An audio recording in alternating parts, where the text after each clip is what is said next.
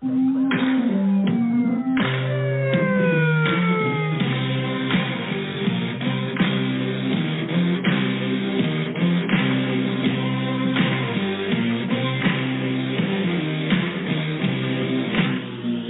are listening to the voice of the Frontline Protector here at the Private Officer Beat Radio.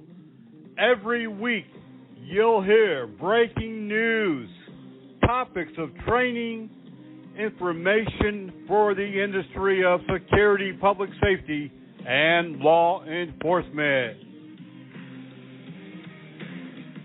So strap in, hang on, we're about to speed off in this episode of the Private Officer Beat Radio.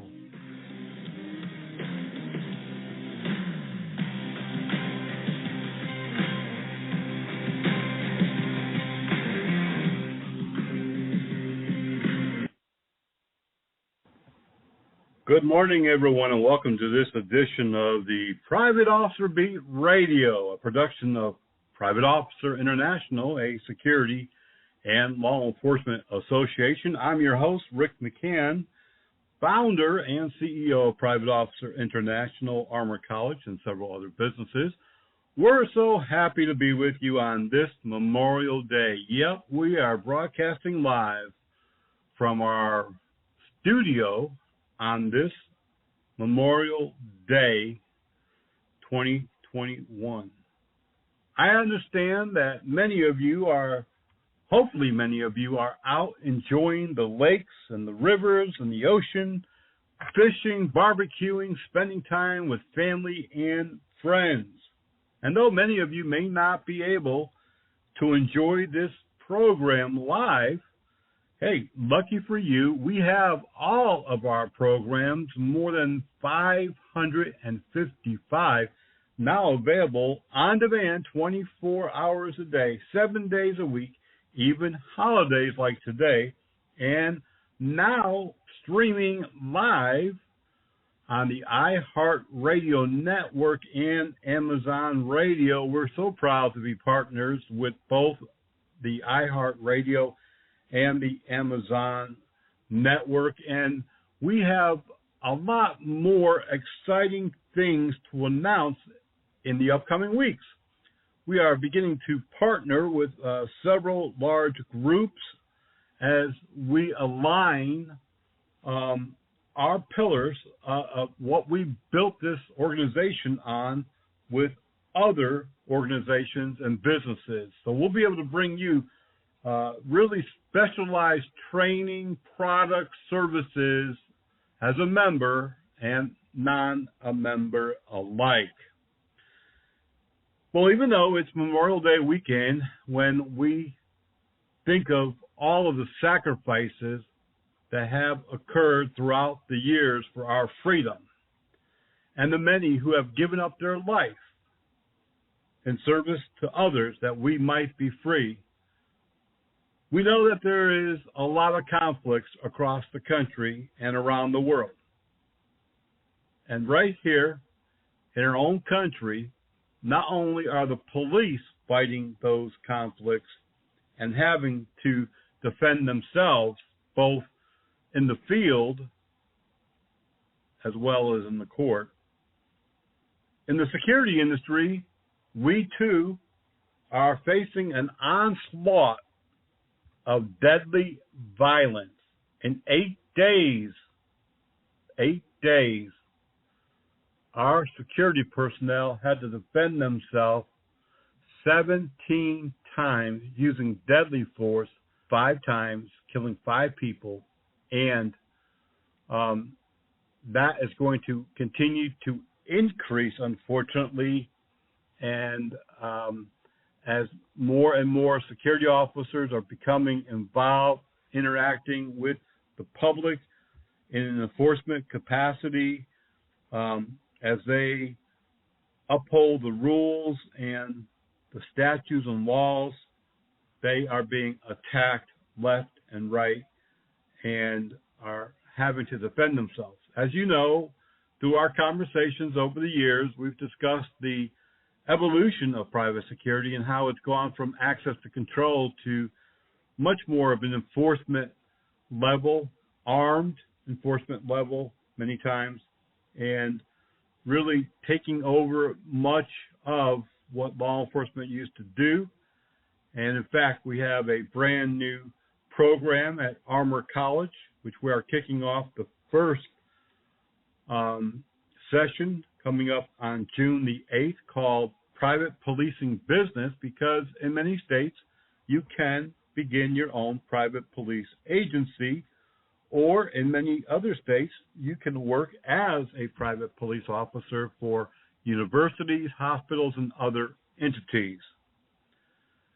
We have a lot of news as well that we want to bring up to you here in a few minutes. I hope that you enjoyed our From the Loss Prevention Zone yesterday on the Private Officer Beat Radio Network, LP Zone, where everything is about loss prevention, asset control, fraud, and retail crimes. If you missed it, and I don't blame you, it was the holiday weekend. It is a holiday weekend. You can go back, like I said, and listen to it on demand anytime, both on our platforms as well as iHeartRadio. Contact us at helpdesk@privateofficer.com, helpdesk@privateofficer.com if you're not sure where to get those radio shows, and we'll be glad to send you those links. Also, we'll be talking today, again, really in the third issue, about mental health emergency responses, as more and more security companies and proprietary companies are having to interact with those having some type of mental health emergency. We talked about, and it's real, it's very real. We talked about last week, both in our From the Legal Side as well as our weekly radio show, about emergency responses to mental health issues. We talked about excited delirium on Monday, a real thing. You need to get familiar with these, not only these terms and definitions, but how to recognize them and what type of response you should have, what type of intervention that you should have, and how to protect yourself. Also today, we are going to continue talking about mental health emergencies, but we're also going to announce a couple of programs that we have to help you get more familiar with what you're probably already seeing and just don't recognize it. Many of our security personnel work day after day with people. They're at the mall, they're at the hospital, they're in apartment complexes, they're on patrol, they're working college campuses, high schools, interacting with so many people. When we come back from this first break, we want to talk about some very important breaking news, as well as mental health emergencies. You're listening to the Private Officer Beat Radio. I'm your host, Rick McCann. Remember, check out our friends at Body Armor USA, because we've got what it takes to protect you, and there's not even a little doubt about that. BodyArmorUSA.com. We've got the best protective clothing, stab-resistant vest and gloves, body armor. Our friends there at BodyArmorUSA.com, they're going to take care of you. We'll be right back. You don't know what it's like until you're a parent. Letting go. Because we used to protect her. But now with the Smart Pepper Spray from Sabre, we can feel a little better knowing that if something happens, she can protect herself. Not only is it the #1 pepper spray brand, it also has smart features to connect us instantly when it matters most. The Smart Pepper Spray connects via Bluetooth to the free Sabre Personal Safety app. With her selected contacts loaded into the app, we receive an alert if and when the pepper spray is deployed. Even better, the alert links to a map where we can geo-track her exact location to make sure she gets to safety. We also opted into the Sabre Premium Monitoring Service to make sure that if needed, local police will be alerted and given the ability to track and help her. That's all built on top of Sabre's maximum strength formula for maximum stopping power, with a 10-foot range and 25 bursts per canister. So if she's ever in a dangerous situation, we'll know.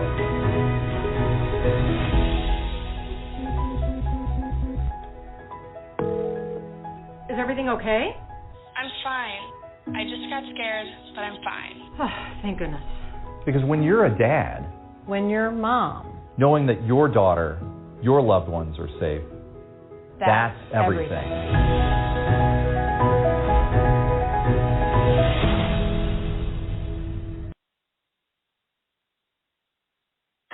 In a minute, I'm going to drown in this pool, surrounded by friends and relatives. That's because Dad thinks Mom is watching me, and Mom thinks Dad is. But actually, nobody is watching me. And you rarely make a sound when you're struggling alone. Don't assume someone else is watching. Become a water watchdog at abbyshope.org.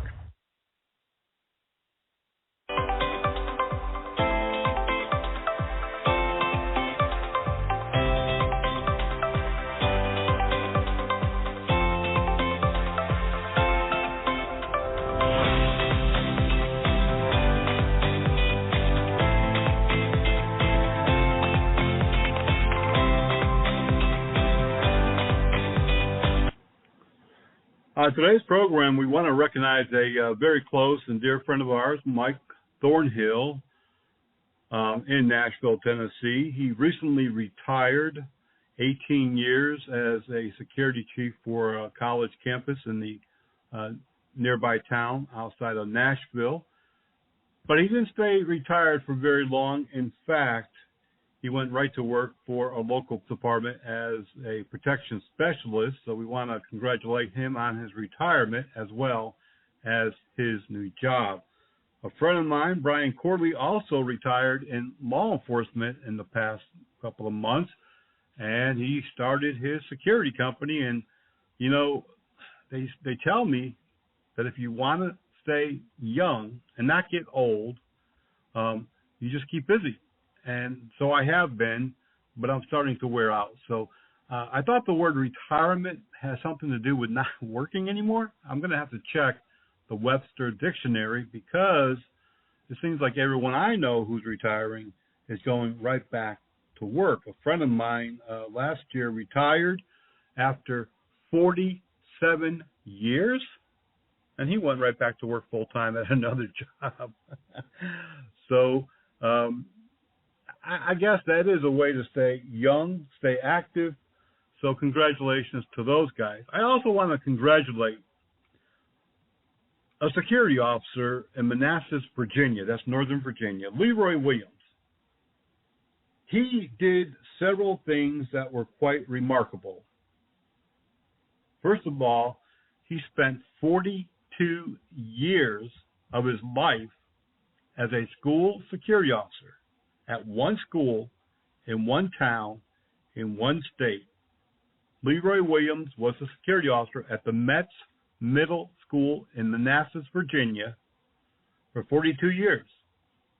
And on Friday, he did something that kind of came as a surprise, and that was he retired. It's hard to find good employees. It's hard to find dedicated employees. It's hard to find committed people. But Mr. Williams, he said it was all about showing up. If he showed up, he might be able to make a difference. And he certainly did. And on Friday, people showed up for him. They gave him a surprise celebration.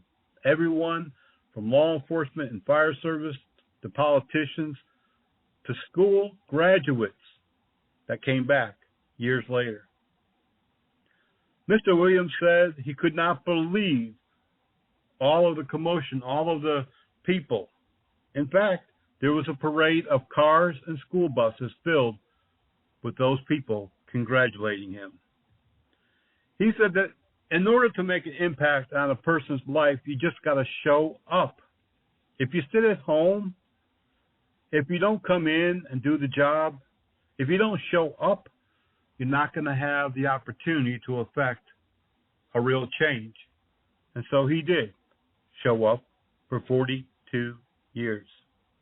Many people congratulating him on his retirement. They just shook his hand. They cried.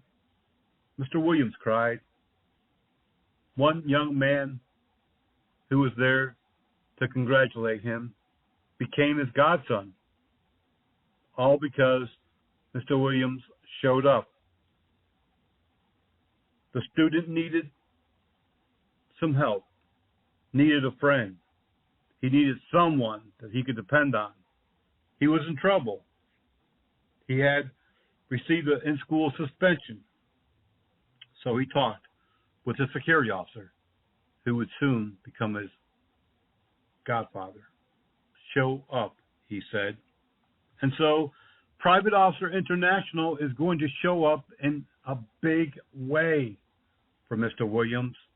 Not only are we presenting him with a plaque for his lifetime achievement and a lifetime membership to Private Officer International, but we've got some more goodies in the works, and we're going to be bringing that to you live when it happens.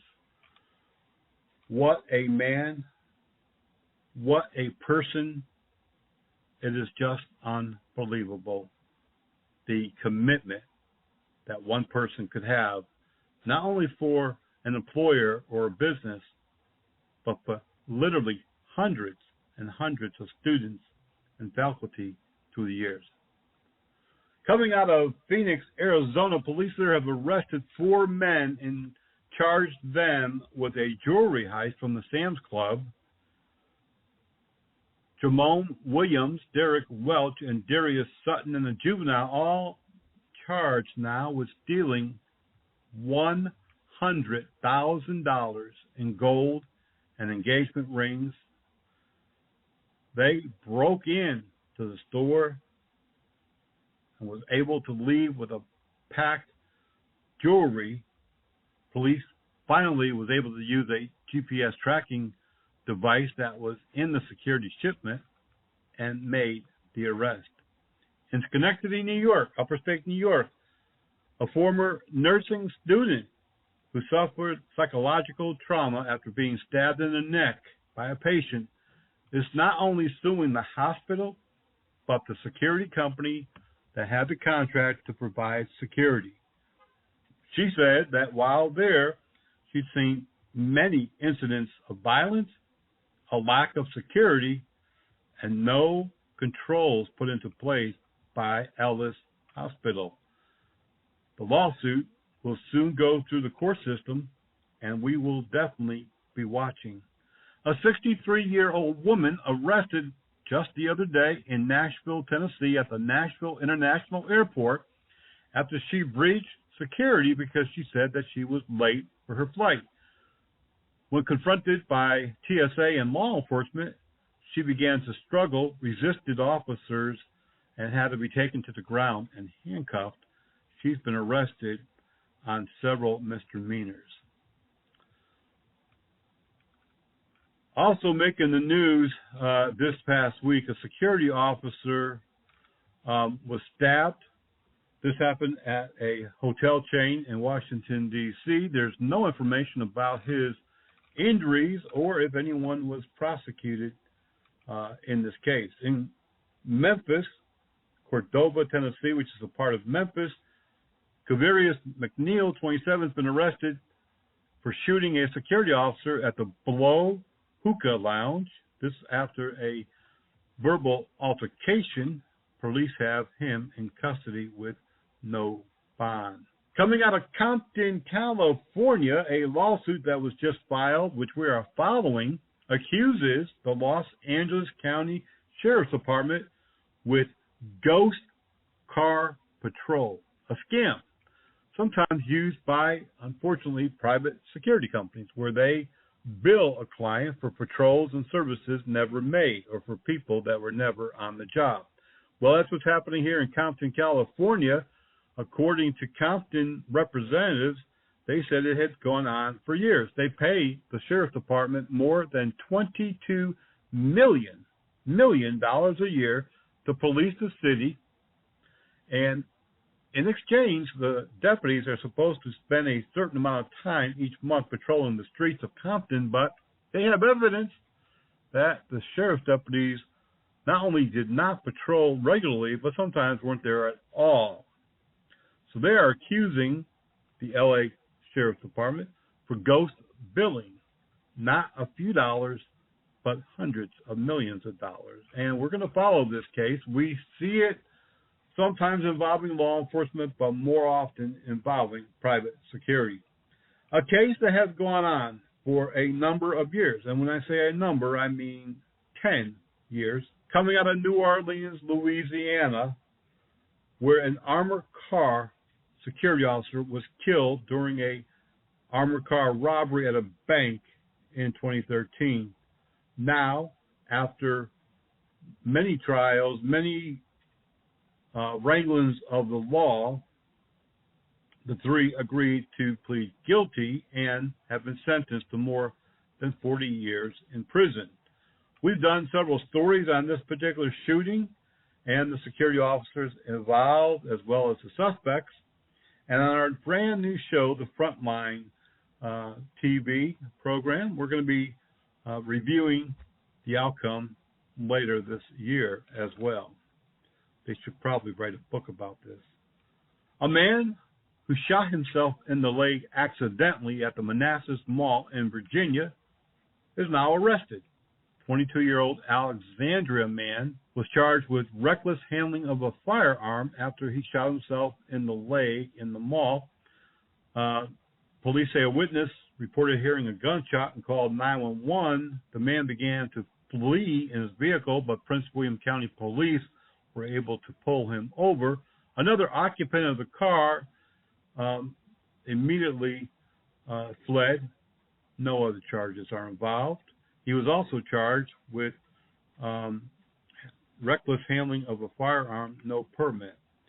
Coming out of Tulsa, Oklahoma this past week, 2 people, including an unarmed security officer, was shot.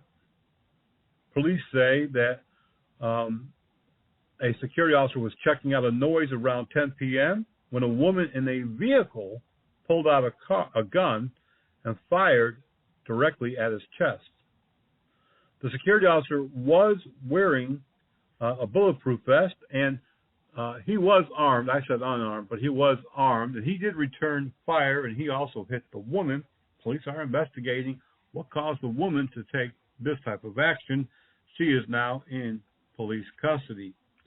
More and more, we're hearing about residents of various communities hiring their own private security to combat the rising crime. In Baltimore, Maryland, the Federal Hill community just recently also hired a private patrol service.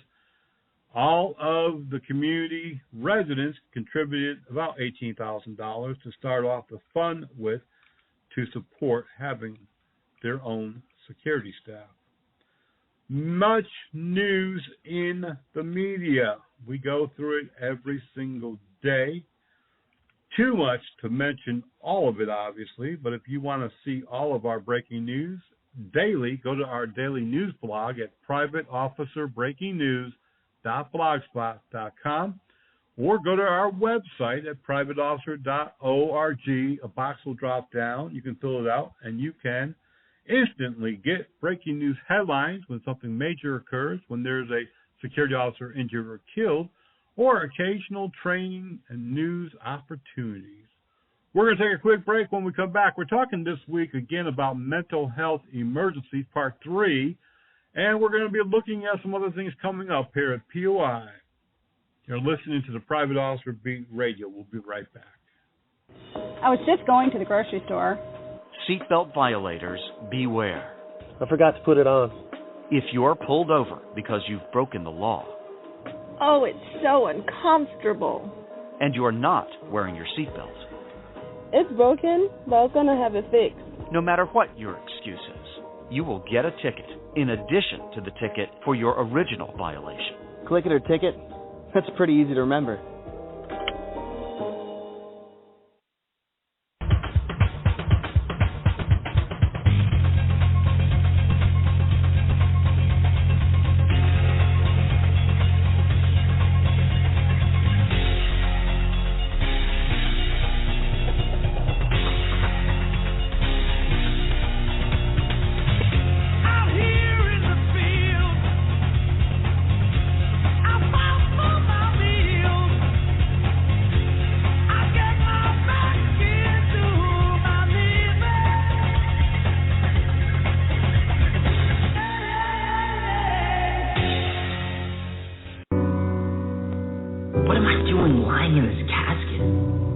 Oh yeah, that's right. I'm dead. I got shot. I'm not supposed to be dead. I'm only 17. And now I can't see my 18th birthday because I'm a fatal victim of gun violence. My friends, my family, my own mother was devastated. Can't see her son anymore because of gun violence. And everyone's here at the funeral. But before they lay me to rest, there's just one last thing I have to do.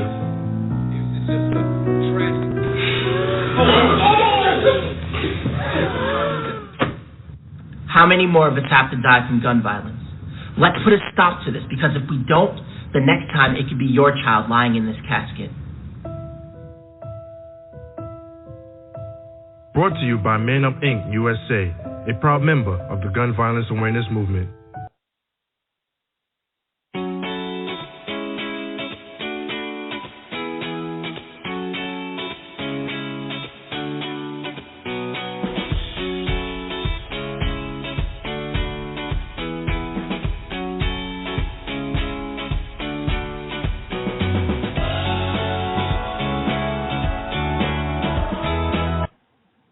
Well, I think I mentioned last week that we are excited, very excited. In fact, if I had the ability to really echo my excitement and have a big fanfare behind me, I would, maybe on the next program. But we're very excited about a trip that we're taking to Montana, and we're going out west to do some training. We'll be gone for several weeks. If you're in any of the mid-U.S.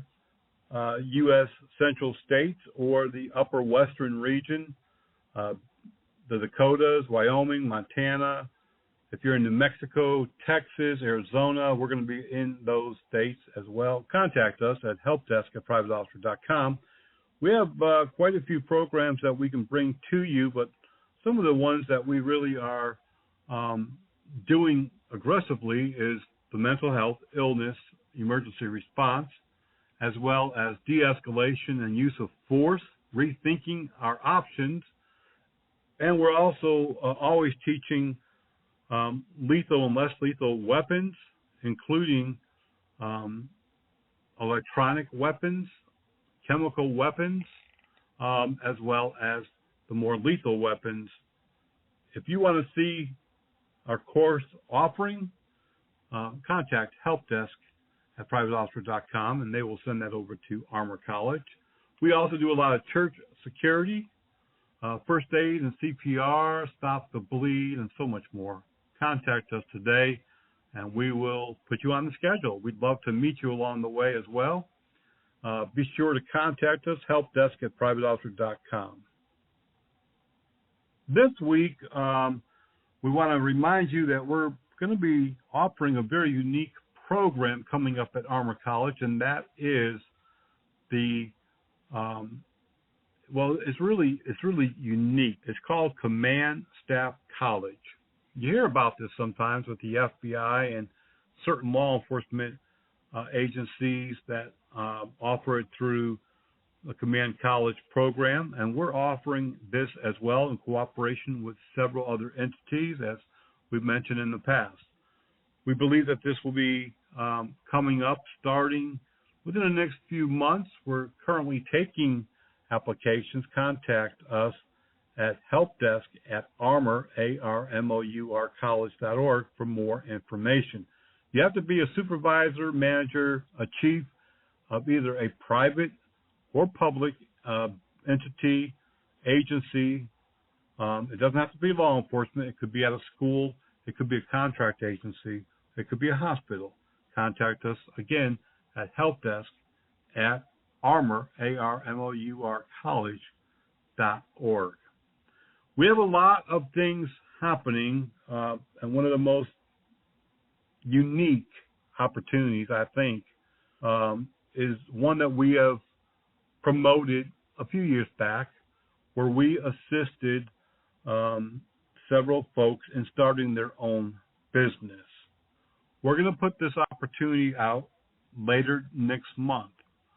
If you are interested in starting your own contract security agency or your own vocational school. It doesn't have to be a security guard school. It could be a vocational school. We have several opportunities where we can help you up and running, get you up and running, and help you out immediately with very little funding. We're going to do the funding for you. And so be listening to our radio programs. If you're not already getting our emails, go to our website at privateofficer.org. Sign up today, because this is really a very special and unique opportunity for people who may not have a lot of money, but they have the experience and the skills, and they're willing to be mentored, and they will listen. I think that this is going to be a great opportunity. We're going to take a quick break. When we come back, we're talking today about mental health emergencies and how you probably already interact with these type of situations and may not even realize it. We'll be right back.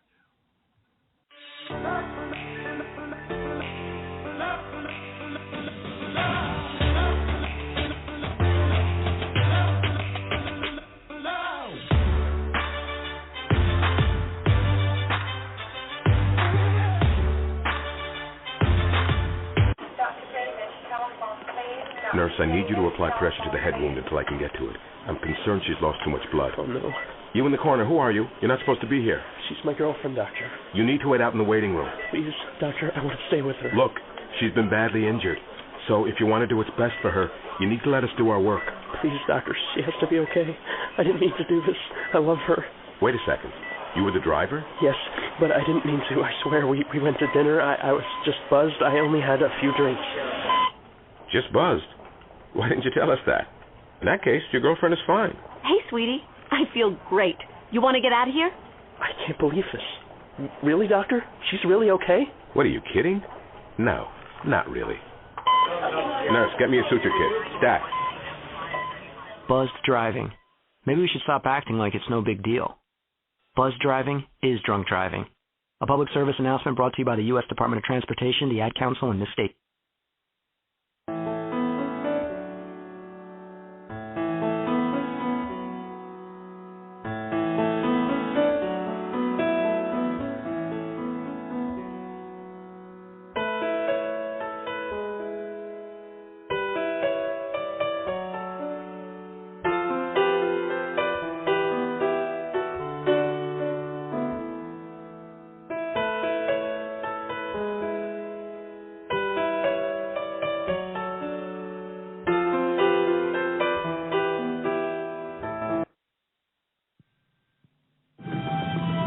Without this woman, my father couldn't have had his hip replaced. Without these people, I'd be dead.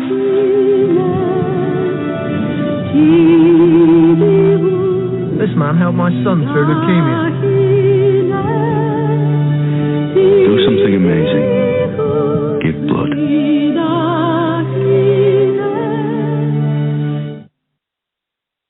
Some of the public are very disillusioned about the reality of force in the police world. In a study on university students' perception of police use of force that we just conducted, out of approximately 400 subjects across 5 different campuses, the average student reported law enforcement use of deadly force at a rate of 1 out of 5 citizen encounters. Wow, is that unrealistic? Now, they get that from many different sources, primarily television. But the reality is, from multiple studies involving over 20 million law enforcement citizen contacts, 20 million, the studies inform us that actual use of force is less than 0.1%. And that is in all citizen encounters, less than 0.1%. In all criminal arrests, the use of force is less than 1%, with very few reported injuries. However, society has seen lawful but awful incidences, particularly under the intense scrutiny and criticism of the press. And they are now asking officers to perform at a higher level, though they don't really know how or what that is.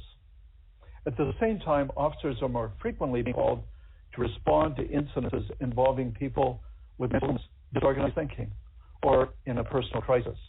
And just like all other problems, society is seeking a simple solution to a very complicated and difficult problem. And that solution they're seeking is labeled de-escalation. And we can't define de-escalation, but they believe they will know it when they see it. And this is important. Not all people who call for the police to use de-escalation really understand it themselves. De-escalation is not some magic formula or words that can turn all rational but uncooperative criminal suspects into cooperative ones.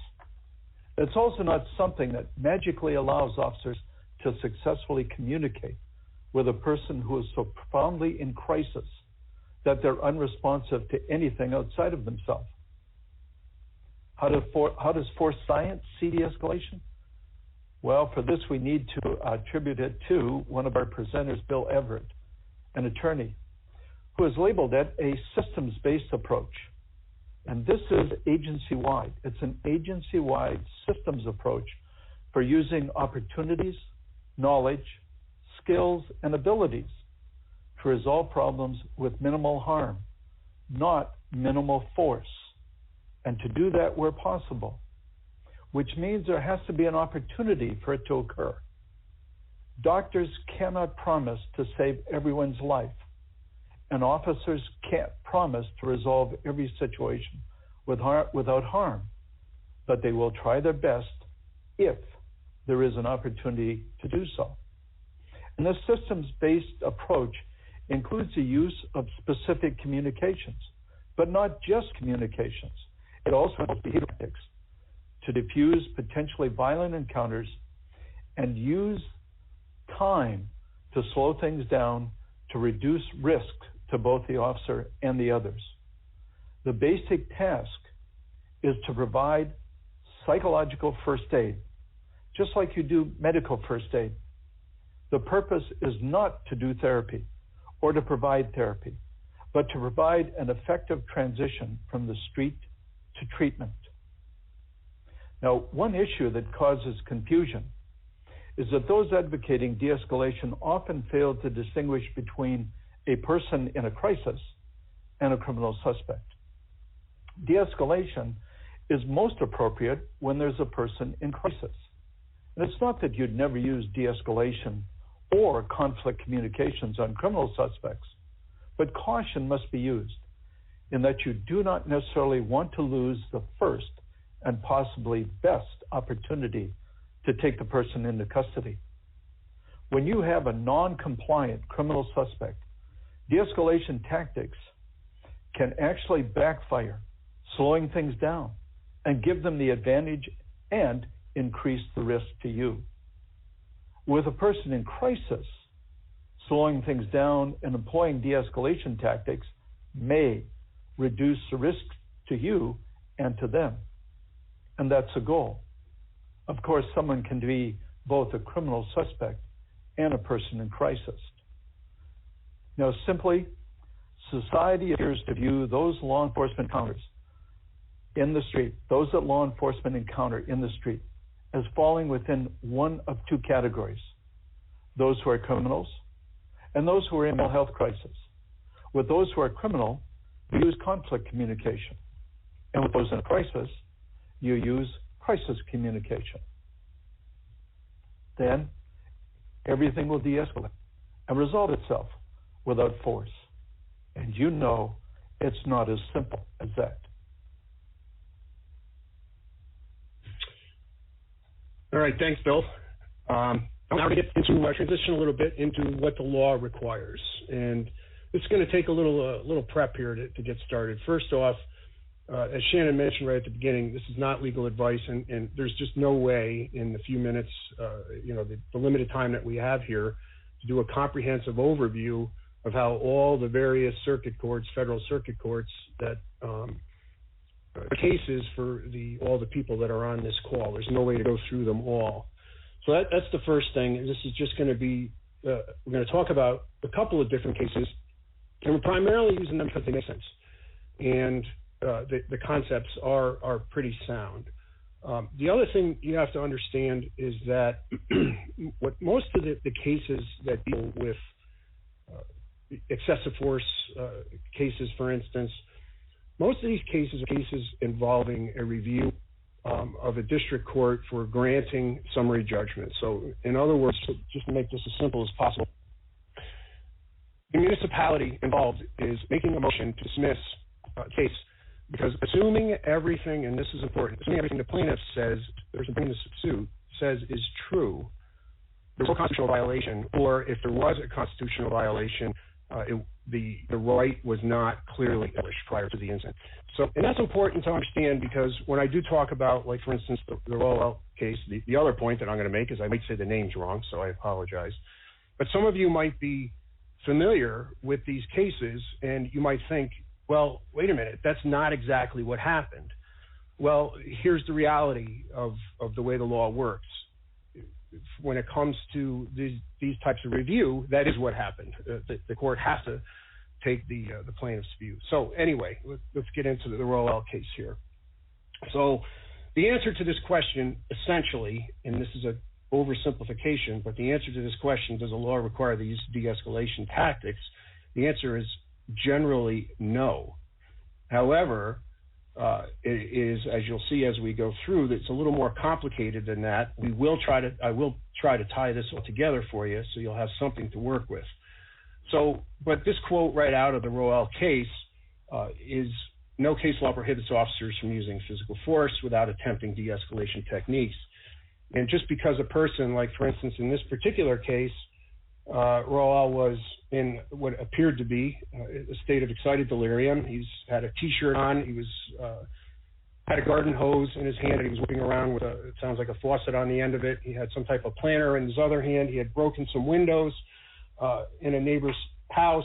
The police were called. The officers responded, and he advanced on the officers, swinging the hose. The officers arced their taser. They gave him warnings, and I'm just kind of simplifying this, but gave him warnings to get him to stop. He wouldn't stop. He finally got him. They got near them. They tased him. They ended up engaging him physically, trying to use restraint tactics. Ultimately, he was and he subsequently passed away. So, you know, it's a tragedy. It's definitely a tragic case. But the court ruled that in this case, this was objectively reasonable under these circumstances. And it's helpful to take a look at a prior precedent, the Martin case, on the next slide, where the court compared the behaviors. And I like this because it, I think, really demonstrates how the courts, in a broad view, will look at the cases. So when you look at the contrast here, well, just very quickly, in Martin, what happened was Martin is somewhat similar to start with, naked, battling, trying to get into a woman's apartment. The police are called. They respond. He comes running across the grass towards them. He turns and puts his hands behind him and says, "Take me to jail," or something to that effect. But before the officers can get to him, he starts to jog away. Well, the officers ran after him. They didn't give any warnings. They tackled him. And again, this is the depiction in the case is that multiple strikes and blows to the head, hammer blows and so forth, as they were described by the officers, in attempts to control him. And they had the weight of, at one point, three total officers on top of him, and ultimately he also passed away. So the comparison here is good because, especially with the first bullets, as you can see here, in Roel, they tried to communicate with him. So this is where, as Bill has already mentioned,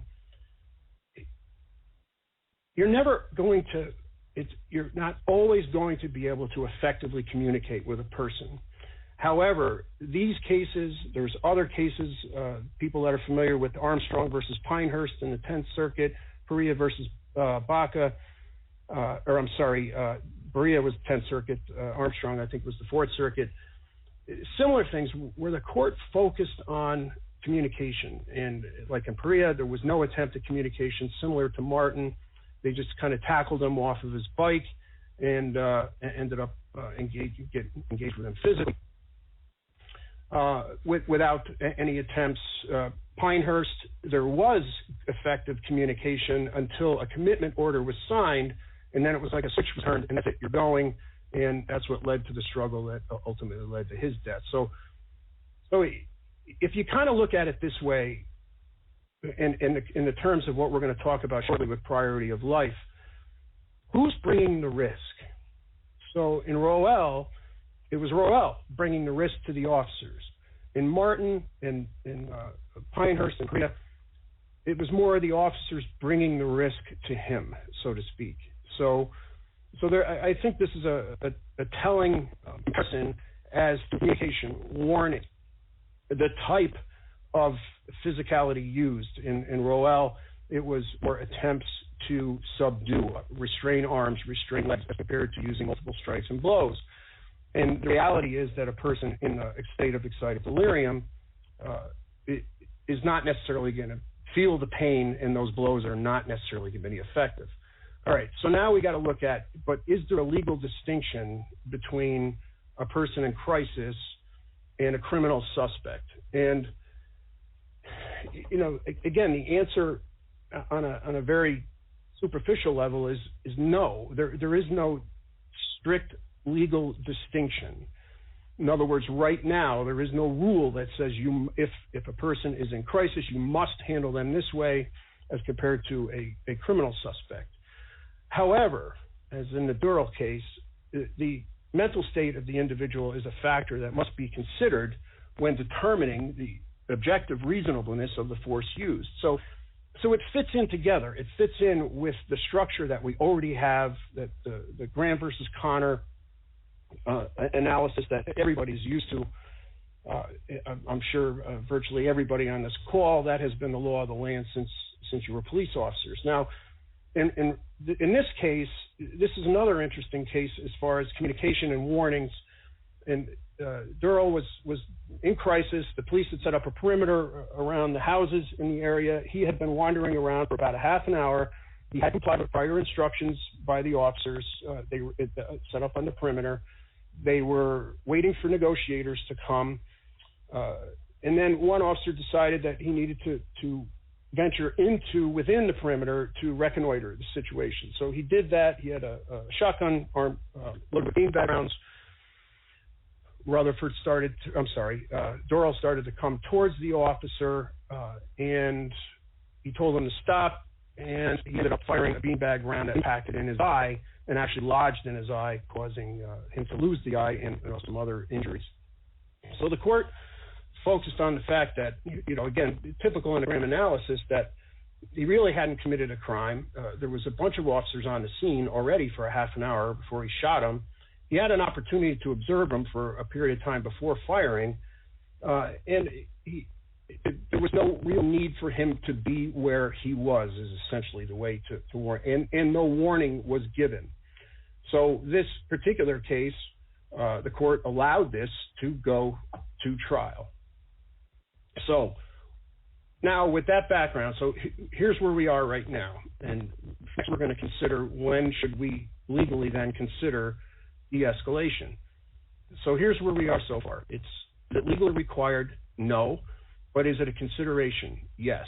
Now, before we get into this part, I got to make this clear. We are not telling you that, in the Roel case doesn't stand for the fact that you shouldn't use de-escalation. What officers have to understand, because as Bill pointed out already, there's such misconception out there as to what de-escalation is. And the last thing we want is officers to hesitate to use force when it's necessary, to objectively reasonable and necessary to protect themselves or a third party. We cannot let officers get to that situation. So that's why you have to understand it. So now, when should we consider it? Well, do you have discretionary time? Do you have time to think? Who is at risk and who is causing the risk? And that's going to lead us into priority of life. But the first thing that we have to do is just very, very quickly cover a very complex area of law also, and that is there a legal duty to prevent a person from harming themselves? And the answer, again, is generally no, there isn't. And the Shaney case, there set forth that there is no obligation of the state to protect an individual against private violence. That includes self. That would include self. Is there a moral duty? Sure, there is. To a point. but it's important to understand because we don't want officers making decisions about tactics that they're going to use under the wrong assumptions, because it comes to this. If you decide to act, then liability may result from the course of action and whatever happens as a result of that course of action. So the Glenn versus Washington County case, just very, very quickly, young man emotionally upset. He's holding a knife to his neck. The parents and friends call the police. Sergeant working the road is over the radio trying to set up a staging area for the responding officers. However, two of the officers bypass the staging area. Lucas is standing apparently in the driveway holding a knife up to his neck. And the officer, the first officer, and then shortly followed by the second officer, come running down the driveway with their guns out, screaming. Again, this is the way it's depicted in the case, screaming at him to drop the gun, drop the knife, or they're going to kill him. So the second officer comes, it takes up a similar posture. Now the family and friends are trying to de-escalate the officers. They get into the house, they come up with a plan. This all happens within a few minutes. They come up with a plan to fire beanbag rounds at him, but if he moves towards the house, they're going to shoot him. So they fire the beanbag rounds, and he does move towards the house, and they end up shooting him. Once again, case in this particular case is allowed to proceed to a jury. So you don't want to be the one escalating the situation because, again, look at it objectively here. We have a young man threatening to kill himself with a knife. The officers definitely did not try to de-escalate the situation, and if anything, probably did escalate it. This is definitely what we do not want. These are people that are in need, and they need help. And what we have to do a better job of in the law enforcement is identifying risk and who is at risk. But the primary goal of the police response, right? I work for Lexipol now. It's a policy company. It's a liability risk management company. But here's the reality. The primary goal of all police response to these situations is to do the right thing for the right reasons, to try to protect that person that needs assistance, to try to protect the officers that are responding to it and not put themselves unnecessarily at risk. Reduced liability is merely a benefit. It's not the primary motivator. So, we need to apply the proper use of discretionary time to these situations. So is time on your side? Do we have discretionary time? We don't need to belabor this. I hope everybody understands this.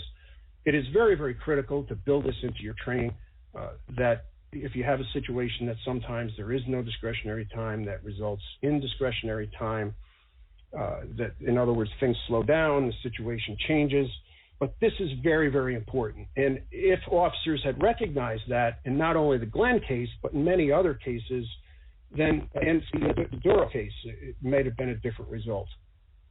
So now we're going to get into priority of life, and we're going to talk about how this applies and how this is overall concept, the overall legal concepts that we've talked about so far. So priority of life involves determining who is at risk and who's causing risk. So we have roughly three different categories of officers involved. People involved. We have police officers, we have innocent persons, and we have criminal suspects and persons in crisis. Now we have them together. Are they the same? No, they're not the same in the sense of priority of life is not about culpability.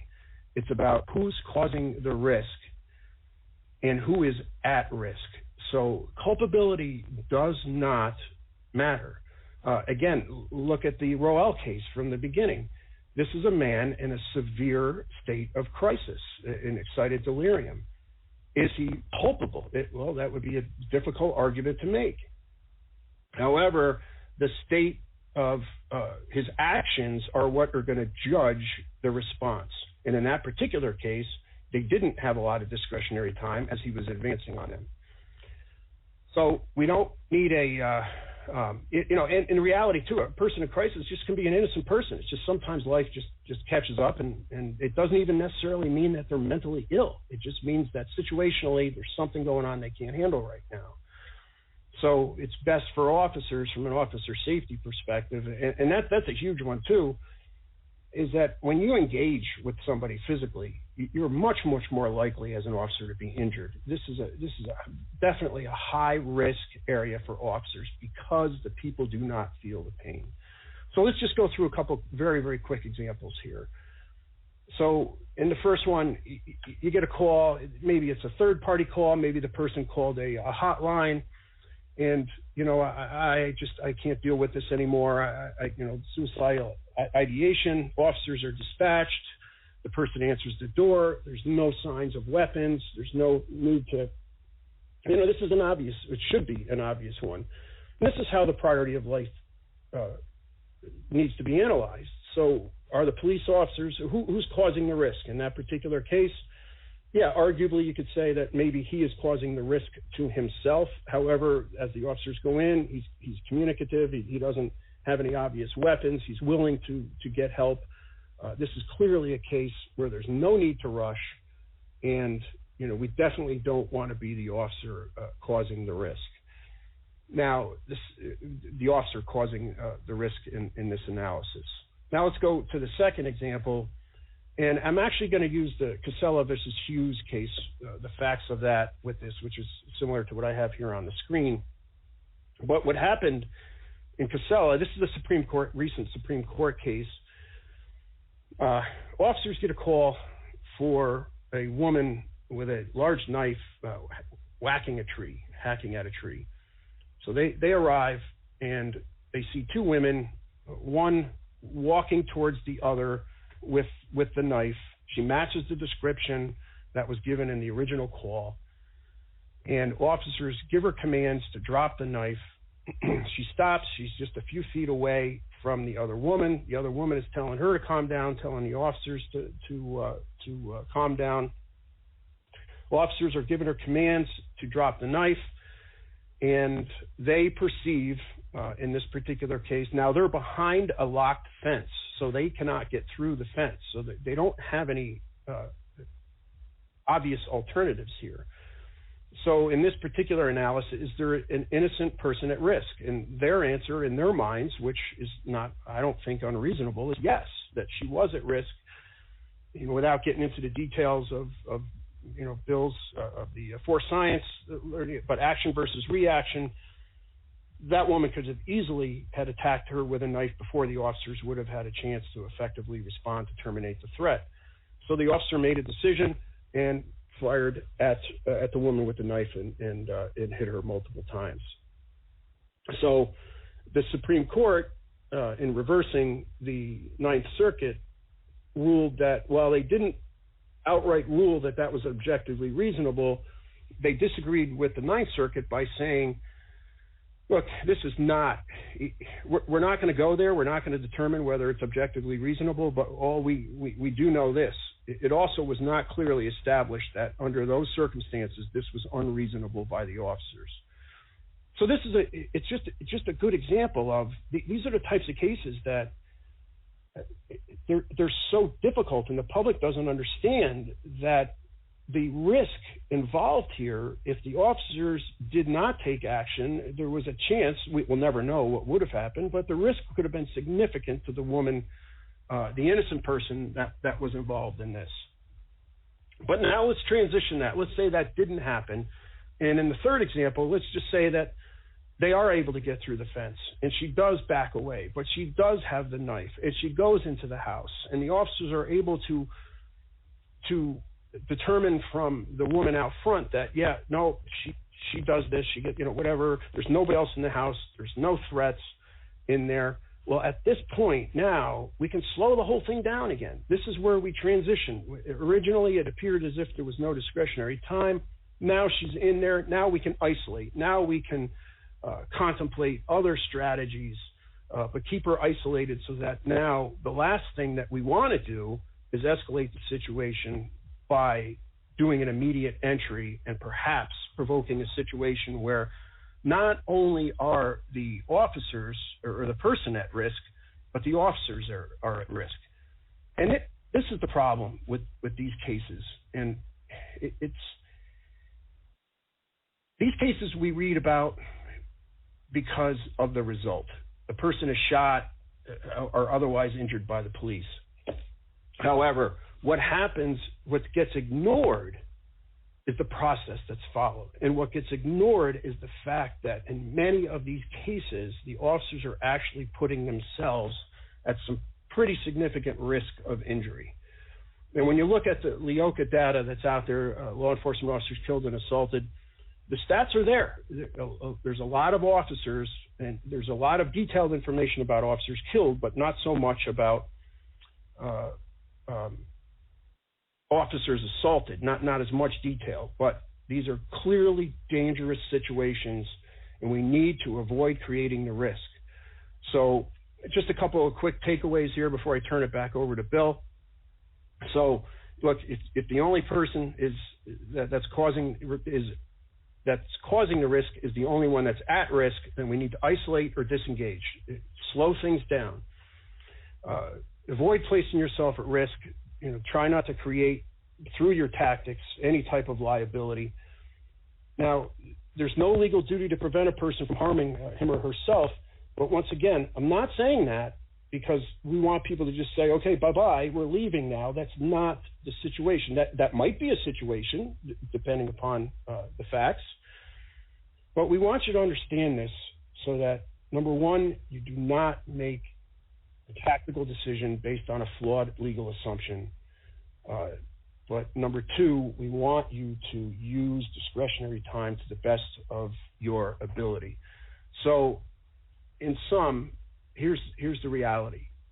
The law, as it has been interpreted with de-escalation, with Doral, with the fact that the person's mental state is a factor to be considered under a Graham analysis, all of this is the law is entirely consistent with priority of life.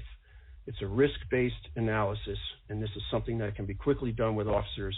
And then once you get to that situation where now you are going to engage and try to engage with the person, now Bill is going to tell you about the responsibility zone. Thanks, Mike. It's always helpful to have a clear encapsulation of the rules of the encounter before we start looking at the tactics and the strategies of the officers involved.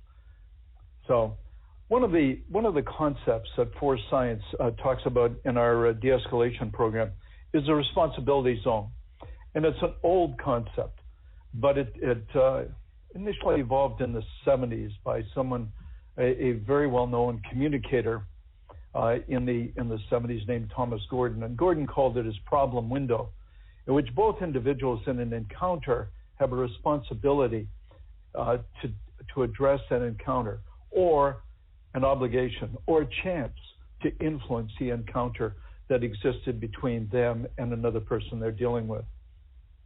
Gordon primarily looks at the problems that people bring to the situation. We're spinning this a little differently because from our understanding of the encounter that exists between officers and the individuals they work with in the street is that both permit and have a responsibility for permitting communication and problem solving to occur within that zone. And we call it, therefore, the responsibility zone.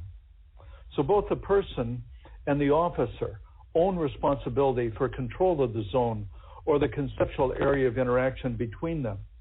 Both can control the encounter.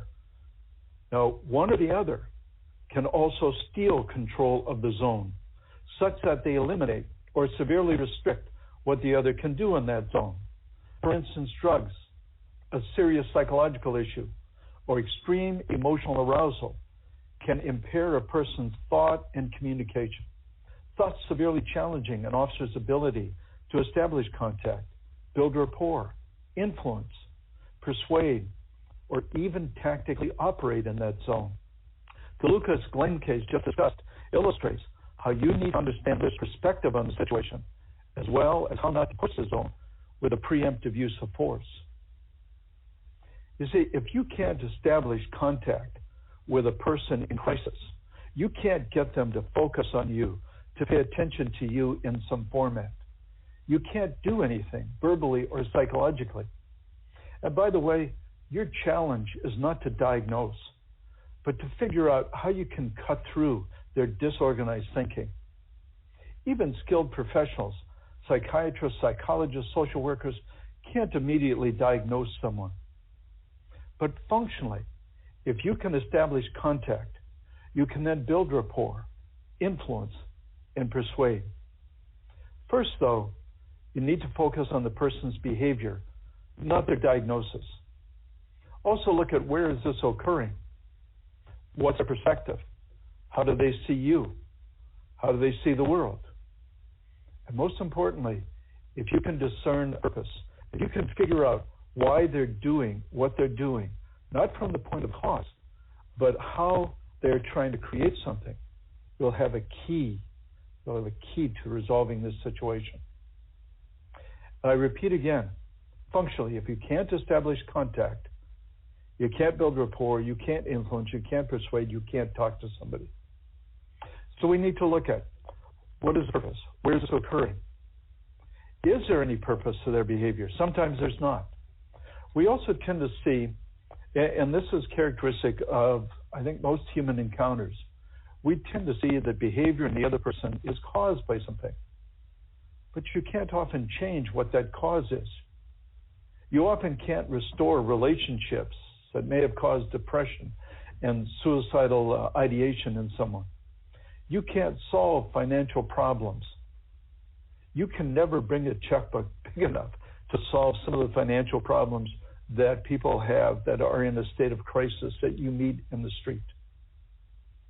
So you can't restore relationships. You can't solve financial crisis, but you can still work with the person by understanding how their actions are an attempt to solve a problem.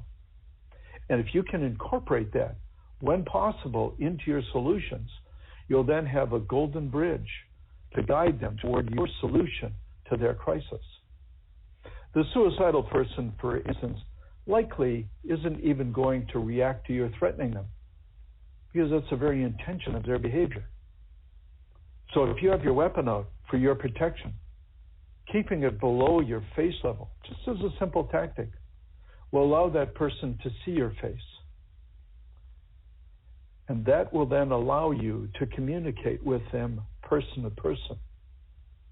You see, even having the gun up in front of our face blocks important cues that we can pick up from them, and also blocks their ability to read us. And how they read us can be really critical if we're going to be effective with someone. So dropping the gun just below face level could be very helpful if you need to have that weapon out. Also, importantly, if someone's having auditory hallucinations, such as they're hearing voices, many people who have had that delusion in the street say that being able to read the lips of the officer speaking to them allows them to isolate out the officer from their hallucinations, allows them to hear the words the officer is saying because they connect to the person, to the officer's lips. And so that can be a very helpful sort of process. Of course, those isolation from crowds and other sorts of things that will allow the officer to be isolated within the person's perceptual framework, and then will allow the officer to have more influence. But remember, sometimes you can't even establish contact.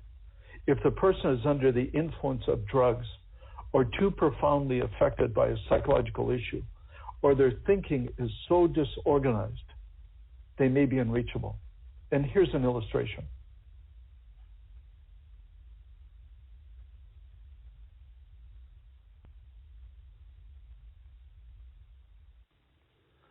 All right, we are back. That little audio clip training came from a webinar that we attended, and a lot of good information that they were giving us. And we're not going to solve the problems of mental health, and we're not going to be able to train you adequately in mental health emergency response in 15 or 20 minutes or 30 minutes or an hour in an audio program. But if you'd like more information, contact us at helpdesk@privateofficer.com or give us a call at 704-831-8109. We do a lot of church security training. We do active shooter training. We do all kind of public safety training. But, if you'd like more information, please send us an email at helpdesk@privateofficer.com. We also want to recognize a couple people this week for their heroic efforts. Shirley Damon is being recognized for life-saving after giving CPR at a mall. She works mall security in Indianapolis. And also Charles Scott Taylor. We'd like to recognize him. He received an award for being an advanced officer, taking advanced training, and really putting it to use for his company, so we recognize him as well. If you have an employee, a manager, an owner, or even yourself who'd like to be recognized, send an email to helpdesk@privateofficer.com with that nomination, and we'll contact you and be happy to recognize that person. Let me see, what else do we have? Also, if you're in the Bay Area in California and you're looking for a great company to work for, Valiant Private Security is hiring right now. Call our friends out there, Mr. Libby at Valiant Private Security. Check them out online at valiantprivatesecurity.com today. They have many different positions. They're a great company to work for, a growing company. And, of course, tell them Rick sent you, and that'll get you an instant raise. No, that'll definitely get you an interview and a great job. So make sure that you check them out today. If you're interested in advertising in our newsletters, we have a special offer that we just put out this week. $10, just $10 will get you an ad in our newsletter and on our social media. $10 a week. You can advertise your business, an item for sale, or a help wanted ad. Contact helpdesk@privateofficer.com. So much more that we want to talk about. Time is slipping away. So with that, I'm going to bid you adieu. We'll be back here on Sunday for On the Legal Side. But until then, as always, we want you to be safe, be blessed, and we'll see you back here on the radio.